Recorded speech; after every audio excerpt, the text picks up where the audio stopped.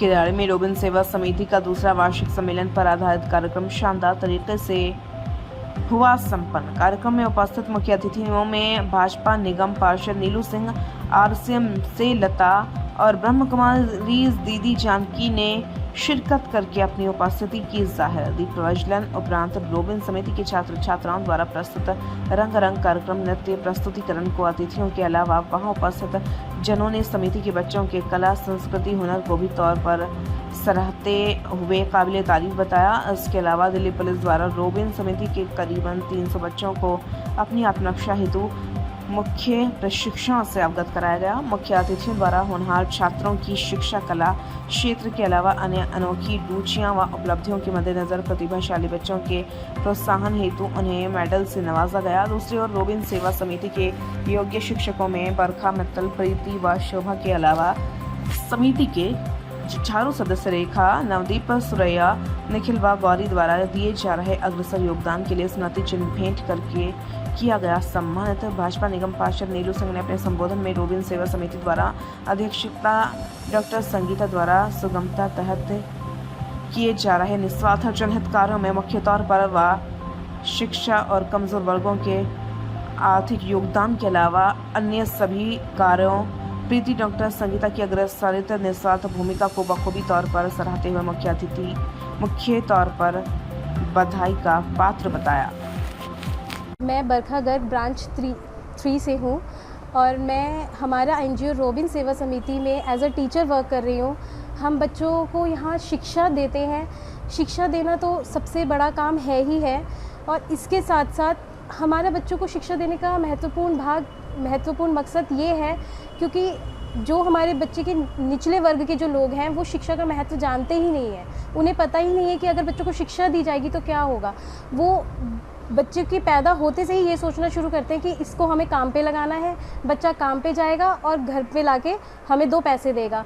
लेकिन हमें उन पेरेंट्स को, उन माता पिता को ये चीज़ सिखानी है कि अगर आपका बच्चा शिक्षित हो जाएगा, ये आपकी एक बहुत बड़ी इन्वेस्टमेंट है।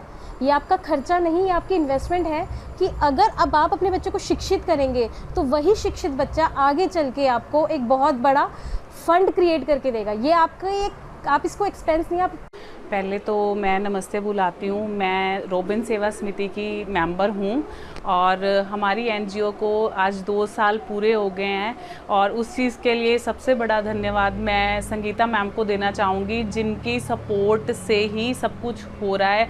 वो हमें इनकरेज करते हैं, हम उनको भी सपोर्ट कर रहे हैं बट वो हमें इनकरेज करते हैं काम करने के लिए, क्या है चीज़ कैसे करनी है।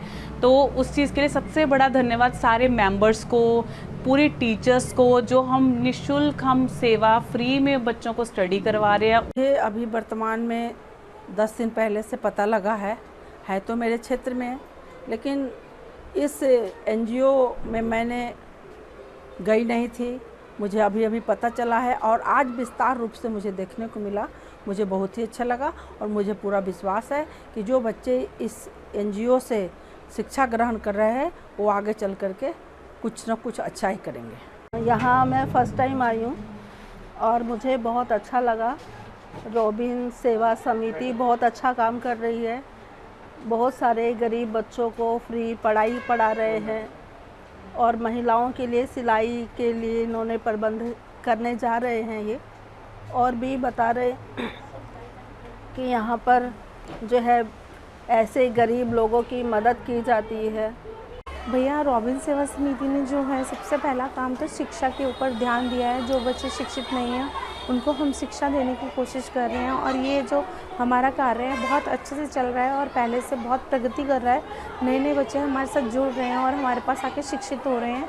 अब धीरे धीरे रोबिन सेवा समिति ने सिलाई सेंटर भी खोला है। जिस तरीके से आपने बताया ही है कि हमें 2 साल हो गए हैं। 2 साल में हमने बहुत धीरे धीरे कामों को बढ़ाया है और आगे भी हम ऐसे ही बढ़ाते रहेंगे। तो नमस्कार, और मैं रेखा रोबिन सेवा समिति की मेंबर हूं और मैं ये कहना चाहूँगी कि शिक्षा ही बच्चों का अधिकार है और मैं वो बच्चे जो आर्थिक रूप से कमज़ोर हैं, जिनके पेरेंट्स पढ़ा नहीं पाते हैं, उनके लिए हम कुछ करना चाहते हैं और वो हम कर रहे हैं। और उनको सिलाई और कंप्यूटर सिखाने के लिए भी हमने ब्रांचेस खोली हैं। नमस्ते आप सभी को। मेरा नाम गुड़िया कुमारी है। मैं रॉबिन सेवा समिति से पिछले 2 सालों से जुड़ी हूँ।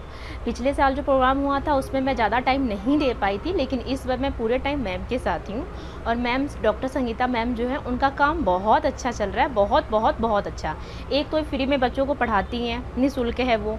ऊपर से उन्होंने बुज़ुर्गों के लिए भी उन्होंने जो भी मेडिकल वगैरह है, जैसे डायबिटीज चेकअप हो गया या फिर कभी भी कुछ भी हो गया, उनके एक्यूप्रेशर वगैरह हो गया, कुछ भी प्रॉब्लम होती है, मैम एज अ टाइम वहाँ पे प्रेजेंट रहती हैं और वो हेल्प करती हैं हर।